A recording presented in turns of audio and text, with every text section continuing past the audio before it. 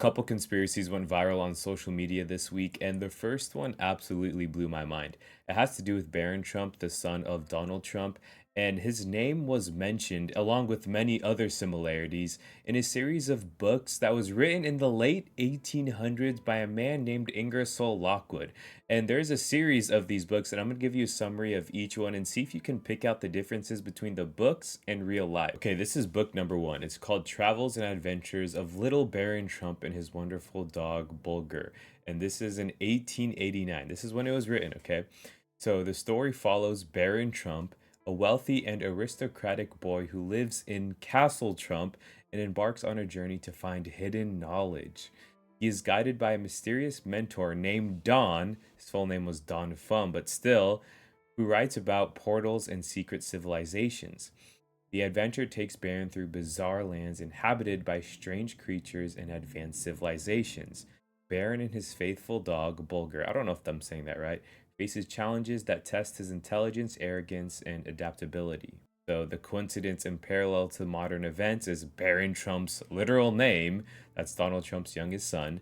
Castle Trump, that's where he lives in the book, and the Trump family is known for the luxurious real estate, including the Trump Tower. The mentor's name is Don, and people call Donald Trump Don. That's short for Donald. Barron Trump in the book is a rich, privileged, but arrogant boy who goes on an adventure, and this could be seen as a reflection of Trump's own privileged upbringing and rise to power. And the book emphasizes hidden knowledge in this one in particular, and portals, and conspiracy theorists speculate that Trump has access to classified knowledge, including the possible time travel or secret elite information. Book number two, Barron Trump's Marvelous Underground Journey, 1893. In this book, Barron Trump follows Don's manuscript, which leads him to Russia, where he seeks a hidden portal to an underground world. He enters the portal and discovers multiple underground civilizations, each with its own strange rules, hidden knowledge, and bizarre inhabitants. Among the civilization, they discover the transparent folk, which is an advanced society where people are completely transparent, meaning they cannot lie or hide their thoughts. The second one they find is the ruler of the shadow people, a dark civilization ruled by beings that manipulate reality and perception. And then they meet the ice people, a frozen society where speech and communication are tightly controlled. The book ends with Baron Trump returning home, having gained forbidden knowledge but still feeling unfulfilled. Now, when you connect this to modern events, Barron Trump travels to Russia. Donald Trump's connections to Russia have been a key political topic. Secret portals and hidden knowledge. The idea of hidden elites, time travel, or secret technology aligns with conspiracy theorists about Trump's family. A mentor named Don leads him to unhidden knowledge, mirrors how Trump's father, Fred Trump, and other mentors guided his rise to power, or it could be Barron Trump to his father Don, who knows. The shadow people controlling reality. Some people believe this symbolizes hidden elites controlling the world. Now, the conspiracy theories are a stretch, in my opinion, but I just think the craziest part is the names and the towers, because this was written over 100 years ago. And the last book is the craziest one of them all. It's called 1900 or The Last President. The novel begins on election night, November 3rd, 1896, with a populist outsider winning the presidency, shocking the nation. Riots break out in New York City as people panic over what the new president will do. The new leader is strongly anti establishment and opposed by Wall Street elites, causing financial chaos. The novel describes social and political unrest, emphasizing that the country is on the verge of collapse due to divisions. The president resides on Fifth Avenue, New York City, the same location as Trump Tower. The novel predicts a movement that opposes corrupt elites but ultimately leads to economic and political instability. So when we connect this with the real world, populist president wins unexpectedly, right? This was similar to Trump's 2016 election victory. There were riots in New York after the election, and this mirrors the protests after Trump's win. Wall Street elites opposed the president. Trump's presidency saw opposition from financial and political elites. The president lives on Fifth Avenue. Trump Tower is located on Fifth Avenue in New York City. And the nationwide division and unrest, of course, the political divide in the US escalated significantly during Trump's presidency. Tell me how, over 100 years ago, there's a book about a kid named Barron Trump. He's an aristocratic, young, arrogant, witty boy. He has a mentor named Don that takes him through a series of events. There is a book named The Last President about a crazy election. I mean, that is really, really coincidental. But anyway, let's move on to the next conspiracy, and it has to do with sports, the NBA in particular. So, Luka Doncic, one of the best players in the NBA, he was playing on the Dallas Mavericks, and he got traded to the Los Angeles Lakers in one of the biggest trades in NBA history, and also one of the worst trades in NBA history. You see, Luka Doncic is 25 years old, and he just made the finals, took his team to the finals, the Dallas Mavericks, and why would you trade this guy out of anyone on your team? In fact, you would want to add players or add little bits and pieces to do the same thing and then ultimately win the NBA championship. But instead, they trade him for an injury prone 32-year-old star on the Lakers, Anthony Davis, and a couple other small pieces. But the trade was so bad that even NBA players were in shock, and you don't see that often. That's just one NBA player's reaction. I'm going to put another one here. This is Kevin Durant's reaction, finding out mid-game. But of course, through this whole situation, people want to know why this trade really happened because it really just doesn't make sense. Now, the first conspiracy has to do with some type of brotherhood, and not just any type of brotherhood. Luka Doncic has the all-seeing eye tattoo on his arm, and he went to the Los Angeles Lakers where LeBron James plays. We all know LeBron's pre-game ritual. Yeah, I mean, I was pretty confused. We're still talking about it, like just how that's really possible. Just in the fact that they made the finals that last year, and it's like the only way that trade makes sense now is if they win the championship. That's the only other thing better than making the finals a year later is winning a championship. So, I don't know really. I'm not sure. I've been on the floor with Luka, and obviously he's a once in a generational player. And now, it was just a weird thing overall. So I still feel like there's some facts that are going to come out over time because it just doesn't.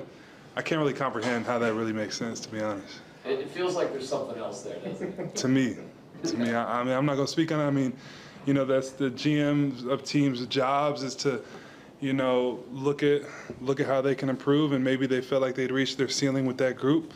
But who knows? But yeah, it does seem a little strange. That's just one NBA player's reaction. I'm going to put another one here. This is Kevin Durant's reaction, finding out mid-game. But of course, through this whole situation, people want to know why this trade really happened because it really just doesn't make sense. Now, the first conspiracy has to do with some type of brotherhood, and not just any type of brotherhood. Luka Doncic has the all-seeing eye tattoo on his arm, and he went to the Los Angeles Lakers where LeBron James plays. We all know LeBron's pre-game ritual. He always does this Illuminati looking symbol before he plays. He also has the tattoo of the black boule on his chest. So maybe there's some type of power that brought these two together to take over the NBA. Now this might be a stretch, but let's continue to the next conspiracy. The second reason is the most popular because it's the simplest. The NBA ratings are down. People don't watch this sport like they used to. So what do they need to do in order to bring these ratings up?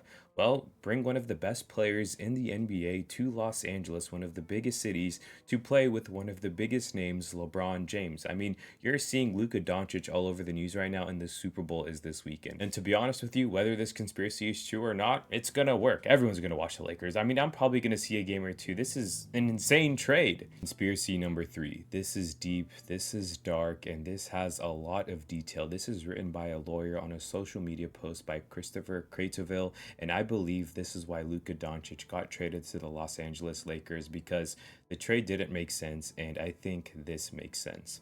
As a 6-year-old boy, I watched the first ever Mavericks game with my late dad on October 11th, 1980. The Mavs beat the Spurs 103-92. So having been with the Mavs since day one, their inexplicable giveaway of a generational talent is genuinely painful, but I have a theory as to what's really going on here. Premise number 1. The Mavs trading Luka at 25 years old, one of the top 3 players in the world, to the Lakers in return for a broken down 32-year-old Anthony Street Clothes Davis makes no sense as a basketball move. Virtually no one disputes this, so there must be a non-basketball explanation for what's going on here. Premise 2. The Mavs' new Adelson Dumont ownership group has no real interest in basketball. They have said as much. To the Adelsons, the Mavs are just means to an end, which is opening up the largest untapped gambling market in the country. Premise number 3. The Adelson Dumont push to change Texas law to allow their Mavs-centered destination casino resort is going badly in Austin. Again, despite hiring virtually every lobbyist in Austin, Texas, their company, Sands Casino, is not getting a bill through the Texas legislation this session. So, another loss for gambling in Texas, and it will be 2 more years before the next legislative session. Premise number 4. The Adelsons need more leverage to get gambling bill through the Texas legislation, but they already donate more money to Texas politicians than literally anyone else, and they employ dozens of good lobbyists. So where the carrot has failed, they need a stick. That stick is the threat to move the Mavs to Vegas unless they get what they want. Premise number 5.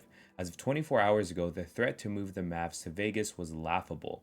The Mavs just made a trip to the NBA Finals and they were led by a 25-year-old generational superstar.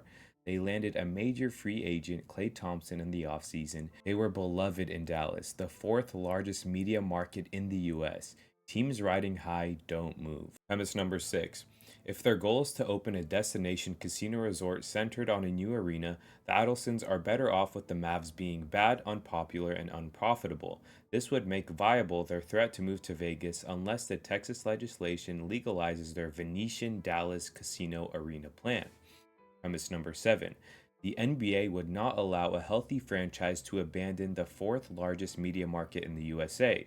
But if local support for the Mavs have dried up, the aging American Airlines Center is full of empty seats, the political will to build a new arena has collapsed, and the promise of a golden new market in Vegas beckons, ask fans of the Seattle Supersonics if the NBA would block a Mavs move to Vegas. By giving away Luka in return for Anthony Davis, the Mavs went from being a top-tier NBA team for many years to come to who knows what now. The combination of AD, Clay, and Kyrie is the 28 NBA All-Star team, but unfortunately, it's 2025. The reality is that the Mavs will be bad soon, and they don't have the draft capital to change their trajectory. Premise number 9. But even worse for the Mavs franchise is that day one fans like me feel betrayed and heartsick. I've never seen a fan base so angry. So who's going to buy the season tickets now? Watch games on TV? Buy and wear merchandise? Mavs are already down 700,000 followers on Instagram since they ran Luka out of town. Premise number 11. The Adelsons didn't trade Luka to the Lakers for old Unibrow Davis. They traded Luka for a gun they can hold to the head of Texas legislation. Authorize our Mavs-centered casino or we're off to Vegas, baby. And the NBA won't say no. Premise number 12. So the Adelsons will get their Mavs-centered casino one way or another. Plan A is the new Venetian Dallas. But if the Texas legislature continues to say no, then Plan B is Vegas Mavericks, and the unhealthy nature of the post-Luka Mavs makes Plan B viable. Premise 13. And, oh yeah, a nice side benefit of this gambling-driven plan is that the NBA's flagship franchise, the Lakers, is reinvigorated with one of the top 3 Lakers on the planet. Like Wilt Chamberlain, Kareem, and Shaq before Luka, the Lakers magically have a new superstar. Premise number 14. That Nico admits that he talked only to the Lakers about trading Luka reveals that this was not a basketball-driven transaction. Why not get 5 first-round picks for Luka? Because the Adelsons need the Mavs to stink and be hopeless by the 2027 legislation session. Final premise. So there you have it. The Adelsons get their leverage and will have their new destination resort casino centered on a new Mavs arena in the late 2020s or early 2030s in Dallas. Plan A or Vegas, Plan B. NBA gets their marquee franchise rebuilt in Los Angeles, the Lakers get their successor to LeBron, and Kobe will be good for the next decade. Mavs and DFW fans get screwed. Maybe I could have just gave you an explanation rather than reading the whole thing, but this guy is basically saying that the owners of the Mavericks own the Sands casinos. They want to make this place a betting hub, but you can't gamble in Dallas. So they want to run this franchise into the ground and make them just not be wanted in Dallas so they can move to Vegas and make it this betting hub arena. I know that's not the usual type of conspiracy I talk about, but I just thought it was really interesting. So let me know what you guys think about this in the comments, and we'll see you next time.